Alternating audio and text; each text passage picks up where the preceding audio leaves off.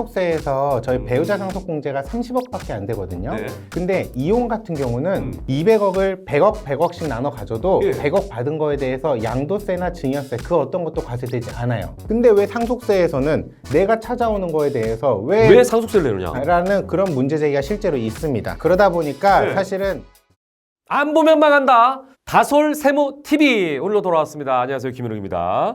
또 변함없이 제 옆에는요, 법률사무소 다솔 대표 변호사 겸 세무법인 다솔의 파트너 세무사 안원영 변호사 함께하셨습니다. 어서 오십시오. 안녕하세요. 네, 이 상속은요, 제가 지금 오랜 시간 이 상속에 대한 얘기를 하고 있습니다만 파도 끝이 없습니다. 아직도 할 게 파고 해도 끝이 없고 재미있고 경우의 수가 너무 많아요. 네, 맞아요. 자, 오늘은 이렇게 한번 시작해 보도록 하겠습니다.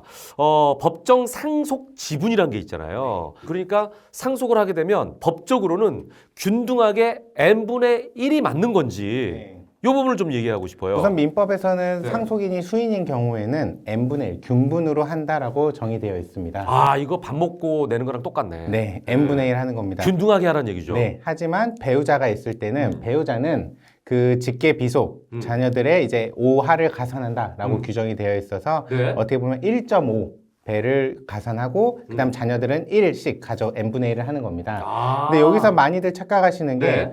배우자가 5하를 가산하는 건데 네. 50%를 가져간다고 생각하시고 상속 재산의 절반이 배우자고 나머지가 직계 비속 자녀들 거다라고 네. 생각하시는 분들이 가끔 오세요. 상속 네. 이제 상담 네. 오시는 네. 분들 네. 중에. 상담을 네. 부인이 하러 와요? 자녀들이 하러 와요? 아, 부모님들이 오셨을 때도 그 말씀을 아, 하시고요. 그래요? 네. 본인들이 만약에 둘 중에 한 사람이 먼저 죽으면 네. 내 와이프나 내 남편에게 50%가 가는 겁니까? 이걸 묻는 거예요? 그렇게 알고 계시고. 근데 사실 그렇게 생각하신 이유는 네. 제가 볼 땐 재산 분할 때문에도 그렇게 많이 생각하시는 것 같아요. 왜냐면 사실 우리가 이혼을 할 때 재산 분할하면 반반입니다. 거의 뭐 꼭 뭐 다른 이유가 여러 가지 반영이 되겠지만 네, 네. 반반 할 수 있잖아요. 그렇죠, 그렇죠. 그러면 재산 분할 이혼을 해도 내가 몫이 반인데 그렇지. 상속 때도 내 반 정도가 내 몫이다라는 게 네. 정서상 부모님들은 그게 깔려 있으세요. 물론 자녀들은 그렇게 생각하는 자녀는 저는 한 번도 못 봤습니다. 오, 그러니까 이게 헷갈리는 거네. 네. 보통 이제 우리가 잘 살면 좋지만 살아가다가 뭐 여러 가지 사정이 있거나 네. 뭐 둘 사이의 뭐 관계성을 우리가 알 수 없으니까 가장 큰 이유는 성격 차죠. 그 성격 차로 헤어지게 되는 경우에는 결혼한 이후에 형성된 재산에 대해서 반반이라고 보통 알고 있거든요. 그거랑 상속이랑 헷갈려 하시는 거네. 맞아요. 그래서 사실 상속세에서 저희 배우자 상속공제가 30억밖에 안 되거든요. 네. 근데 이혼 같은 경우는 재산 분할할 때 내 재산을 내가 찾아오는 거다 보니까 이게 실질적으로는 공유물 분할처럼 봐서 네. 여기에는 어떠한 양도세, 증여세가 부과되지 않습니다. 이혼을 할 때. 즉, 그래요? 200억을 100억, 100억씩 나눠 가져도 예. 100억 받은 거에 대해서 양도세나 증여세 그 어떤 것도 과세되지 않아요. 이혼의 그래요? 재산 분할에서는 위자료 빼고. 이것도 몰랐네. 그러다 보니까 네. 사실은 상속세에서는 왜 배우자가 가져가는 거에 대해서는 네네. 이혼해서 저희가 재산 분할하는 거에 대해서 과세가 안 되는 건 이게 내 공유물을 분할받는다는 성격으로 봐서 과세가 안 되는 거예요. 원래 내 재산이라고 보는 거예요. 명의만 여기 뿐이고. 네. 근데 왜 상속세에서는 내가 찾아오는 거에 대해서 왜 상속세를 내느냐? 내느냐라는 그런 문제 제기가 실제로 있습니다. 근데 저는 되게 타당한 지적이라고 생각을 하고요. 그러네요. 이게 실제로 진짜 자산이 너무 많은 분들의 네. 마지막 최적의 절세안은 이혼이라고 얘기하는 경우도 있습니다. 아, 그러면 상속을 하긴 해야 되는데 네. 내가 좀 비실비실 아파. 네. 언뜻 이런 그 약간의 편법을 쓰겠다라고 생각하는 분들도 있을 것 같은데 그러면은 내가 죽기 전에 네. 여보, 우린 이혼합시다. 네. 실제 이런 경우 있을까요? 아니, 왜 이렇게 망설여요? 많진 않아요. 아니, 거의 없어요. 없다고 얘기했습니다. 거의 없다. 네, 왜냐면 이게 600억 자산가 분들이 사실은 이게 배우자한테 300억이 넘어가도 네. 배우자 공제는 30억까지밖에 안 됩니다. 근데 이혼을 해버리면 네. 300억에 대해서 넘어가면서 세금을 안 내는데 상속으로 해서 300억이 넘어가면은 30억 공제 공제 받고 받고 270억을 어쨌든 270억의 절반, 즉 135억을 세금으로 내야 되니까 이게 참 어떻게 보면 세금이 135억 절세되는 케이스가 이혼입니다. 와, 하나 정리해야겠네요. 이혼을 하면서 재산 분할을 하게 되면 공유 재산을 그냥 나누는 개념이기 때문에 세금이 없다. 네, 맞습니다. 그런데 상속을 하게 되면 배우자이기 때문에 30억까지는 공제를 받지만 공제를 받고 나머지 재산의 부분에 대해서는 50%, 최대 50%까지 상속세를 내야 된다. 맞습니다. 그러니까 사실 굉장히 차이라서 이거는 네, 좀 네. 불합리하다는 지적이 저는 굉장히 타당한 지적이라고 생각합니다. 이거 한번 생각해보자는 차원에서 여러분께 알려드리는 거고요. 또 많은 분들이 이거 듣고 야, 잘 됐네. 몰랐던 건데? 여보, 들었지? 그 다솔세무 TV 봤지? 우리 이혼합시다. 요거 빌미로 하시면 안 됩니다. 그렇죠. 그거는 안 되고 예, 예. 그래도 일단 그런 네. 어떤 실제 차이가 있다 정도만 예. 알고 계시면 될 것 같습니다. 자, 이제 본론으로 돌아옵니다. 네. 자, 다시 한번 말씀드리지만 상속 지분의 n분의 1이 되는 게 원칙인데 네. 아까 말씀하신 게 배우자는 자녀들의 1.5를 가져간다. 이렇게 말씀하셨거든요. 네, 맞습니다. 자, 그러면 자녀가 한 명이다. 네. 그러면은 자녀에게 만약에 2를 줬다. 네. 그러면은 아내는 3을 가져가는다는 얘기인 거죠. 그럼 5분의 3이니까 그러니까 60% 정도가 법정 상속 지분입니다. 이 2를 똑같이 가져가는데 네. 여기에 0.2를 더 더해줘서 1을 더해줘서 3. 그러니까 1을 더해줘서 3과 3이 되고 네. 2가 된다. 네, 맞습니다. 이렇게 되는 거고 만약에 그냥 이걸 10으로 해가지고 네. 두 사람이니까 5를 줬다. 네. 그러면 아내는 7.5가 되고 5가 되는 거죠.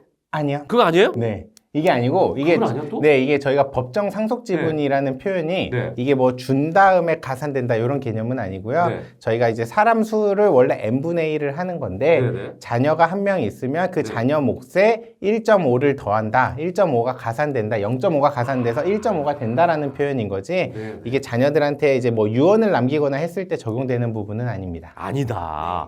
그거 하기 위해서 제가 모른 척하고 여쭤본 건 아니고 진짜 몰랐어요. 자, 아무튼 1.5명이다. 네. 자, 그러면은 자녀가 둘이면 어떻게 됩니까? 자녀가 둘이면 이제 3, 2, 2 해가지고 네. 저희가 이제 7분의 3이 배우자 몫이고 네. 자녀들은 7분의 2씩 가져가는데 그 퍼센트지가 약 배우자 비율이 43%, 43%. 네, 정도가 되는 거고요. 네. 아까 자녀가 한 명일 때는 배우자 몫이 한 60% 정도, 5분의 3이니까 네. 그렇게 됩니다. 그리고 자녀가 만약에 3명이다. 3명이다. 라고 하면은 저희가 9분의 3이 배우자 몫이 되거든요. 예. 그러면 약 33%가 됩니다. 네. 그러면 아니 자녀가 어? 한 명일 때는 배우자 몫이 60% 고. 60%인데 두 명이면 43%고 세 명이면 33%면 자녀가 많을수록 와이프, 부인이 가져가는 재산이 줄어드네요. 줄어들죠. 점점. 퍼센테이지가? 네, 퍼센테이지는 법정 상속 지분은 줄어듭니다. 야, 그러면은 야, 이것도 공교롭네요. 공교롭죠. 이게 돈이 자녀가- 많은 집안에서는 네. 자녀들이 많으면 어쨌거나 분쟁의 이 안 소지가 많이 그래도 생기네. 자녀들의 분쟁끼리도 많이 자녀들끼리도 생기는데. 분쟁인데 예. 사실은 배우자분과의 어떤 협의도 원만하지 않은 건요. 제가 실제 케이스인데 이게 어머니가 연세가 많으신 상황에서도 네. 본인도 당연히 아버지와 비슷한 정도의 생활 수준을 누리셨을 거잖아요. 당연히. 그러면 이 재산을 그대로 받아오고 싶어 하세요. 그렇죠. 본인이 꽤 많이. 예. 근데 당연히 어머니도 고령이시거든요. 네. 그럼 재차 상속도 고려해야 되고 또 상속세를 어머니한테 또 내야 되는데 이참에 아버지 돌아가셨을 때 자녀들한테 좀 내려보내는 게 사실은 세법적으로는 이득입니다. 그렇죠. 그럼에도 불구하고 어머니 입장에서는 그 재산을 쥐고 싶어 하세요. 그러다 보니까 실제로 이 법정 상속 지분에 제가 말씀드린 비율하고는 다르게 네. 어머니가 뭐 절반 정도를 확보하고 계시고 가는 경우도 꽤 많이 있습니다. 아, 그런 거는 이제 뭐 유언장에다 그렇게 꼭 안 하고 분할협의를 그렇게 하세요. 분할 협의를. 네, 자녀들이 그래도 어머니 말을 따릅니다. 그러니까 유언과 상관없이 상관없이 상속인들이 분할협의를 하게 되는데 네, 모여서 네. 그냥 자기들끼리 모여가지고 자, 얘들아, 내가 누구야? 엄마잖니. 네.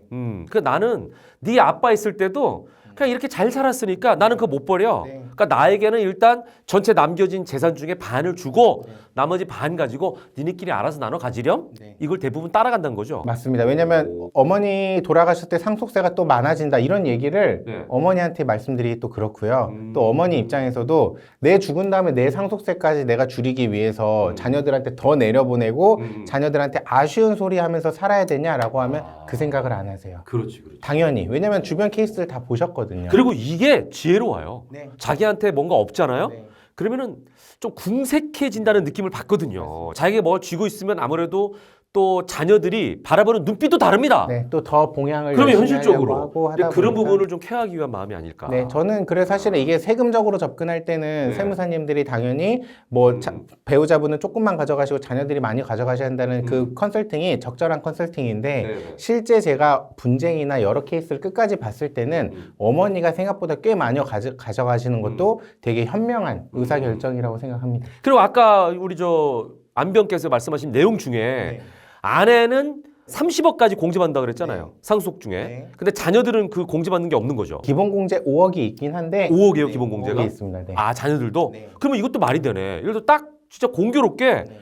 아버지의 상속 재산이 60억이야. 네. 그러면 30억까지는 아내가 공제가 되잖아요. 네, 네. 그러니까 이제 부인이 할 말이 있는 거지, 아내가. 얘들아, 나는 30억까지는 공짜야. 네. 근데 니네가 가져가면 네. 만약 n분의 1로 똑같이 나누고 내가 1.5 명에 대해서 가져가게 되면 봐봐, 계산해봐. 니네는 상속세를 많이 내야 돼. 이게 얼마나 이게 절세 효과가 떨어지니? 그렇죠. 이것도 이해가 되네. 이해가 말이 되죠. 되고. 물론 이제 배우자 공제도 법정 상속 지분 비율을 네. 기준으로 한도로 하거든요. 즉 그 말씀이 뭐냐? 저희 방금 말씀드린 60%, 43%, 33% 있잖아요. 네. 이 한도예요. 네. 그러면 60억 곱하기 네. 방금 제가 말씀드렸던 우리 비율 있잖아요. 네. 그 비율을 곱한 게 한도입니다.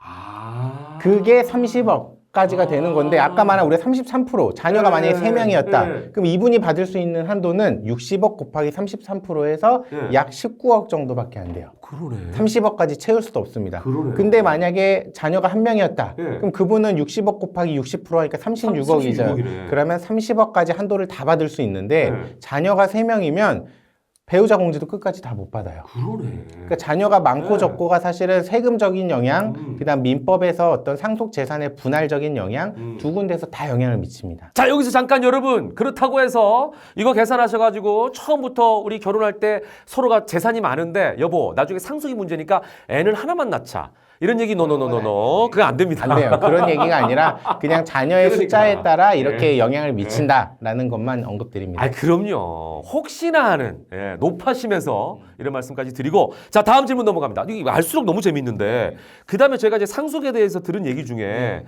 자, 요런 얘기가 있습니다. 아들이 상속을 이제 받는 경우에 큰아들과 작은아들이 있어요. 네네. 근데 큰아들은 만약에 재산이 20억 있었다고 쳐요, 아버지가. 네. 근데 큰아들한테는 미리 예전에 10억 정도를 줬어요. 아, 그렇죠. 증여를 한 거죠. 네, 미리 왜냐면 큰아들 뭐 좀 뭐 사업 자금이라든지 뭐 해서 20억 중에 10억을 줬어. 네. 근데 나중에 이제 가다 보니까 10억만 딱 남은 거예요. 네. 그래서 아버지가 돌아가실 때쯤. 네.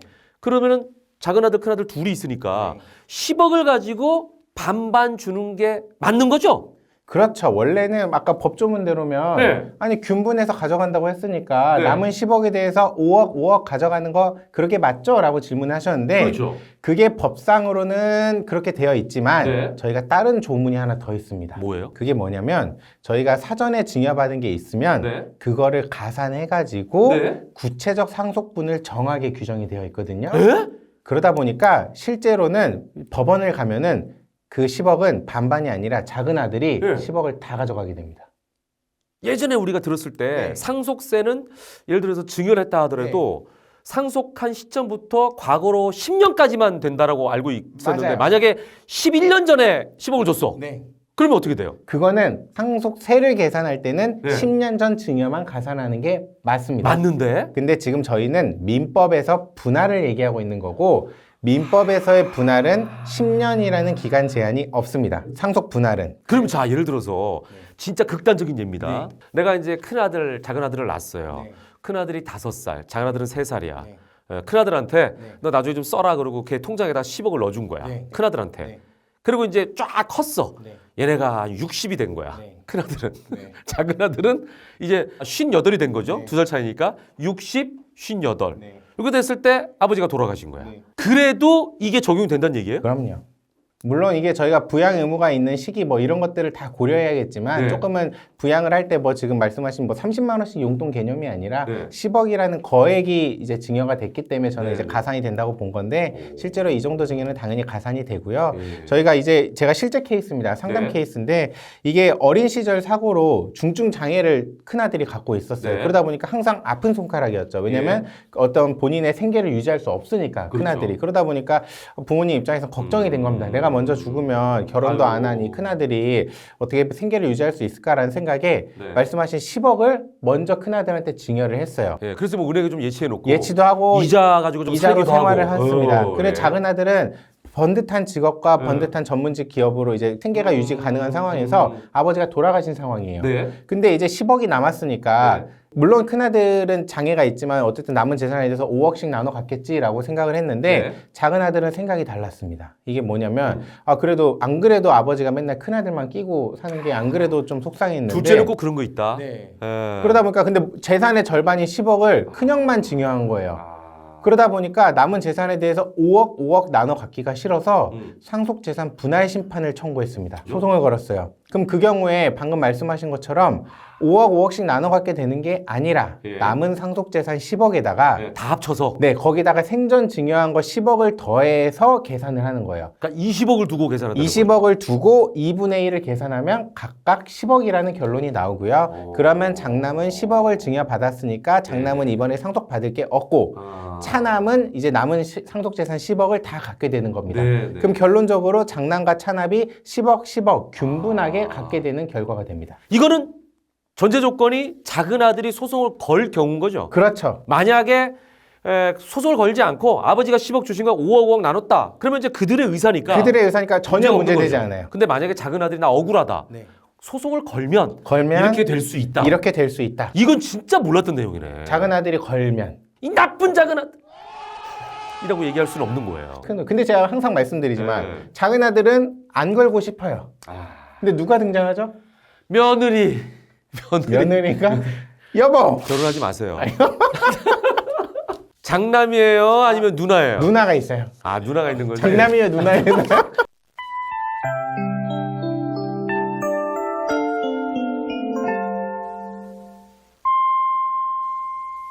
그래서 이제 말씀드린 것처럼 네, 그냥 네. 5억을 받느냐 네. 아니면 10억을 청구해서 받느냐라는 건 5억이나 차이가 나기 때문에 사실은 그런 부분에서 문제가 된다. 그러면 어떤 대비를 네. 해야 되죠?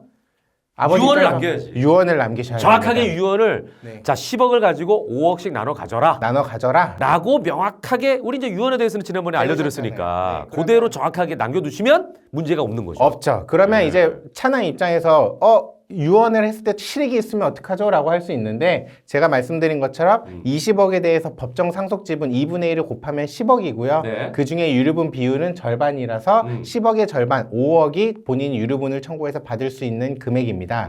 근데 아버님이 상속 그 유언으로서 상속 재산을 5억 나눠 가져라 했으니까 유리분이 없는 거죠. 지금 차남이 5억을 이미 받은 상태라서 네. 유류분의 실익이 없게 됩니다. 그렇죠. 그러면 아버님이 의사를 가지셨던 10억 증여와 5억의 상속재산 분할이라는 결과가 다 달성되기 때문에 아버지께서는 반드시 이러한 결과를 원하신다면 10억을 먼저 증여하시고 네. 반드시 유언장을 작성하시는 게 필요합니다. 자, 많은 상속을 앞두고 있는 아버님들 이 부분들 정확하게 명확하게 유언을 하셔야 된다라는 거 인지하시고요. 둘째들 몰랐던 사실 알았죠? 자, 오늘도 이렇게 재미있는 상속과 관련된 이야기 나눠봤습니다. 오늘도 시간이 이렇게 지났어요. 혹시 이 외에 관련된 질문이라든지 그 다음에 오늘 얘기한 거와 상관없는 또 다른 질문이 있으셨다면 여러분께서 댓글로 질문을 남겨주시면 저희가 아주 친절하게 답변을 해드리겠습니다. 이 내용이 모르는 많은 둘째들에게 퍼지려면 어떻게 해야 되겠습니까? 좋아요 눌러주십시오. 좋아요. 장남들이 막을 것 같습니다. 아버님들도 좋아요 눌러주시기 바랍니다. 그리고 구독 많이 눌러주십시오. 저는 다음 시간에 뵙겠습니다. 함께해 주신 여러분 고맙습니다. 감사합니다.